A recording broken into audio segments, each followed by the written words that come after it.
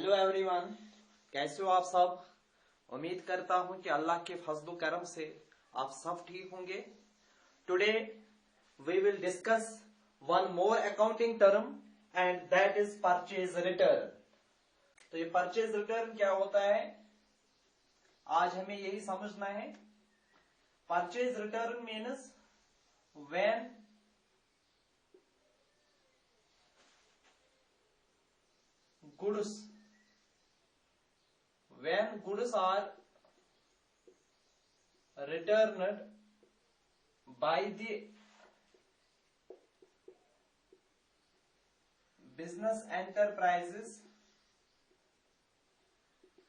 goods are returned by the business enterprises to the suppliers, उसको हम कहते हैं परचेज रिटर्न। या इसको हम ये भी कह सकते हैं, परचेज रिटर्न का दूसरा नाम जो है that is return outward. Return outward भी हम इसको कह सकते हैं, रिटर्न आउटवर्ड भी हम इसको कह सकते हैं। तो जब हम गुड्स रिटर्न करेंगे सप्लायर को, यानी जब बिजनेस एंटरप्राइजेज जो होते हैं जब वो गुड्स रिटर्न करेंगे, किसको रिटर्न करेंगे, अपने सप्लायर्स को, उसको हम कहते हैं परचेज रिटर्न, या इसको हम कह सकते हैं रिटर्न आउटवर्ड भी। फॉर एग्जाम्पल एबीसी लिमिटेड कोई बिजनेस है, इसने परचेज किया था, purchased goods worth ₹50,000 from XYZ Limited, यानी एबीसी लिमिटेड ने परचेज किए थे गुड्स 50,000 में। किससे परचेज किए थे, XYZ लिमिटेड से। तो ये बिजनेस है और ये इसका सप्लायर है, यानी XYZ इसका सप्लायर है एबीसी लिमिटेड का। तो एबीसी लिमिटेड ने XYZ से परचेज किए थे गुड्स 50,000 में ऑन क्रेडिट। तो अब जो एबीसी लिमिटेड जो है, एबीसी लिमिटेड क्या कर रहा है, ये XYZ लिमिटेड को रिटर्न कर रहा है गुड्स 20,000 में। यानी आउट ऑफ दिस 50,000 जो एबीसी लिमिटेड है, एबीसी लिमिटेड जो है ये क्या कर रहा है, आउट ऑफ दिस 50,000 20,000 के गुड्स ये वापस कर रहा है, रिटर्न कर रहा है। किसको कर रहा है, XYZ लिमिटेड को। And this is known as purchase return. तो ये परचेज रिटर्न है 20,000 क्या है, परचेज रिटर्न। अब क्वेश्चन ये है कि हम ये गुड्स क्यों रिटर्न कर रहे हैं, यानी जो बिजनेस एंटरप्राइजेस होते हैं वो कभी कभार क्यों गुड्स रिटर्न करते हैं, किनको, अपने सप्लायर्स को। तो इसके बहुत सारे रीजंस हो सकते हैं। रीजंस क्या हो सकते हैं, there may be some defects in the goods, ये एक रीजन हो सकता है कि हम इसलिए गुड्स वापस कर रहे हैं सप्लायर को क्योंकि गुड्स में कुछ डिफेक्ट हो सकता है। जो गुड्स हमने परचेज किए थे वो डिफेक्टेड गुड्स होंगे, that is why we are returning the goods to the suppliers. तो ये एक रीजन हो सकता है। या ये भी रीजन हो सकता है, the goods sent are not as per the samples or requirement। तो ये भी रीजन हो सकता है कि जो गुड्स सप्लायर ने हमें सप्लाई किए थे वो एज पर सैंपल्स नहीं थे, वो एज पर रिक्वायरमेंट नहीं थी। जो हमारी रिक्वायरमेंट थी एज पर रिक्वायरमेंट उसने हमें गुड्स सप्लाई नहीं किए थे, that is why we are returning the goods to the supplier. तो ये भी रीजन हो सकता है। या when goods sent are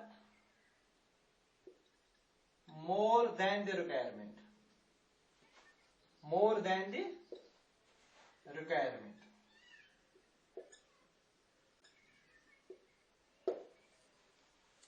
या ये भी रीजन हो सकता है कि हम इसलिए गुड्स वापस कर रहे हैं सप्लायर को कि उसने जो गुड्स हमें सप्लाई किए थे वो ज्यादा थी, जितनी हमारी रिक्वायरमेंट थी उस रिक्वायरमेंट से ज्यादा थी, उस रिक्वायरमेंट से ज्यादा थे। तो ये भी रीजन हो सकता है कि हम जो एक्स्ट्रा गुड्स जो है, जो एक्सेस गुड्स उसने हमें भेजे थे सप्लायर ने, तो वो हम वापस उसको कर रहे हैं। तो ये भी रीजन हो सकता है कि when goods sent are more than the requirement, तो ये भी रीजन हो सकता है कि सप्लायर ने हमें गुड्स ज्यादा भेजे थे, जितने उसको गुड्स भेजने थे उससे कहीं ज्यादा भेजे थे, तो जो ज्यादा गुड्स हैं, एक्सेस गुड्स जो हैं, वो हम उसको रिटर्न कर रहे हैं। तो ये भी रीजन हो सकता है कि हम परचेज रिटर्न कर रहे हैं। या ये भी रीजन हो सकता है there may be breach of agreement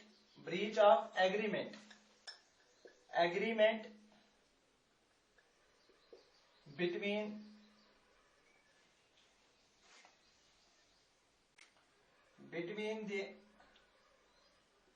purchaser and seller, या एग्रीमेंट ब्रेक हो जाएगा किसके दरमियान, परचेजर और सेलर के दरमियान। अगर एग्रीमेंट ब्रेक हो जाएगा तो उस वजह से भी हम गुड्स रिटर्न कर सकते हैं। तो ये भी रीजन हो सकता है कि हम परचेज रिटर्न कर रहे हैं, we are returning the goods to the supplier. तो ये रीजन हो सकते हैं। तो अब आपको ये समझ में आया ही होगा कि परचेज रिटर्न हम किसको कहते हैं। तो परचेज रिटर्न का मतलब क्या है कि जो गुड्स हमने परचेज किए थे, किससे किए थे, किसी सप्लायर से, लेकिन एक बात का ख्याल रखना है, ऑन क्रेडिट पे अगर हम गुड्स परचेज कर रहे हैं किसी सप्लायर से, and out of that purchase अगर हम कुछ गुड्स वापस करेंगे, कुछ रिटर्न करेंगे, उसको हम कहते हैं परचेज रिटर्न। क्योंकि मैंने यहाँ पे क्यों लिखा on credit, because under this purchase return only those return goods are recorded under this purchase return which were originally purchased on credit. क्योंकि इसके अंदर खाली वो रिटर्न गुड्स रिकॉर्ड होते हैं जो गुड्स हमने ऑरिजिनली परचेज किए होंगे किस पे, क्रेडिट पे। तो उसमें से अगर हम कुछ गुड्स रिटर्न करेंगे उसको हम परचेज रिटर्न कहते हैं, और वही रिटर्न गुड्स रिकॉर्ड होते हैं अंडर परचेज रिटर्न। तो ये था परचेज रिटर्न।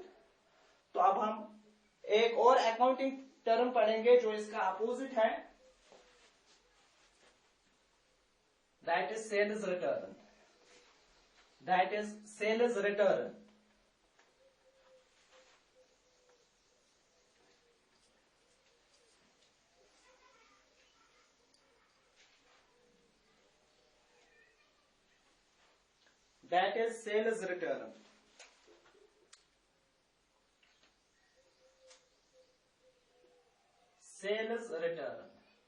तो सेल्स रिटर्न इसका अपोजिट है, परचेज रिटर्न का अपोजिट है। तो सेल्स रिटर्न का मतलब क्या है, सेल्स रिटर्न का मतलब ये है when goods are returned by the customer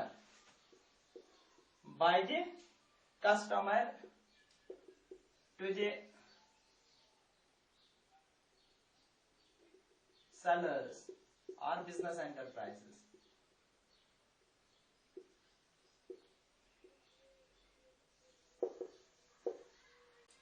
अब जब कस्टमर ही गुड्स रिटर्न करेंगे, किनको रिटर्न करेंगे, सेलर्स को जिनसे गुड्स परचेज किए होंगे कस्टमर्स ने। तो जब कस्टमर्स उन्हीं को गुड्स वापस करेंगे, that is known as sales return. For example, XYZ limited जो है, इसने सोल्ड गुड्स किए थे 10,000 में, किसको, टू ABC लिमिटेड। यानी XYZ लिमिटेड ने सोल्ड गुड्स किए थे 10,000 में to ABC limited. On credit. तो यहां पे XYZ लिमिटेड सेलर है और ABC लिमिटेड कस्टमर है। तो XYZ लिमिटेड ने सोल्ड गुड्स किए थे ABC लिमिटेड को क्रेडिट पे, ठीक है। तो अब जो ABC लिमिटेड जो है ये रिटर्न कर रहा है गुड्स, ये रिटर्न कर रहा है गुड्स। आउट ऑफ दिस 10,000 कितने गुड्स रिटर्न कर रहे हैं, विच इज अमाउंटिंग ₹5,000, यानी 5,000 के गुड्स ये वापस कर रहा है। कौन कर रहा है, ABC लिमिटेड जो कस्टमर है, जो कस्टमर है XYZ लिमिटेड का जो कस्टमर है ABC लिमिटेड। तो हमने इसको गुड्स सोल्ड किए थे 10,000 में, और आउट ऑफ दिस 10,000 जो ABC लिमिटेड है ये 5,000 के गुड्स वापस कर रहा है XYZ लिमिटेड को, and this is known as sales return. यानी जब कस्टमर गुड्स रिटर्न करेगा किसको, किसको, सेलर को, उसको हम कहते हैं सेल्स रिटर्न। तो 5,000 यहाँ पे सेल्स रिटर्न हुआ। लेकिन एक बात का खास ख्याल ये रखना है कि अंडर सेल्स रिटर्न हम खाली वो रिटर्न गुड्स रिकॉर्ड करते हैं under sales return which were originally sold on credit, जो हमने ऑरिजिनली सोल्ड किए थे किस पे, क्रेडिट पे। तो उसमें से अगर हमें कुछ गुड्स वापस आ जाएंगे कस्टमर से, कस्टमर हमें वापस भेजेगा कुछ गुड्स, ठीक है, तो उसको हम कहते हैं सेल्स रिटर्न, उसको हम क्या कहते हैं, सेल्स रिटर्न। लेकिन एक बात का ख्याल रखना है कि सेल्स रिटर्न के अंदर हम खाली वो रिटर्न गुड्स रिकॉर्ड करते हैं which were originally sold to customers on credit, which were originally sold to customers on credit. तो उसमें से अगर हमें कुछ गुड्स रिटर्न आ जाएंगे उसको हम कहते हैं सेल्स रिटर्न, और खाली वो गुड्स रिकॉर्ड होते हैं सेल्स रिटर्न में, ठीक है। तो अब क्वेश्चन ये है कि सेल्स रिटर्न क्यों होता है, रीजन क्या होते हैं सेल्स रिटर्न के। तो रीजन वही होते हैं जैसे कि मैंने परचेज रिटर्न में कहा, रीजन क्या हो सकते हैं, रीजन यही हो सकते हैं कि there may be some defects in the goods, यानी हमने कस्टमर को गुड्स सोल्ड किए थे लेकिन उसमें से कुछ डिफेक्टेड गुड्स थे, तो दैट इज वाई कि कस्टमर हमें गुड्स रिटर्न कर रहे हैं। तो ये रीजन हो सकता है। तो रीजन ये भी हो सकता है कि जो गुड्स हमने सेंड किए थे कस्टमर को,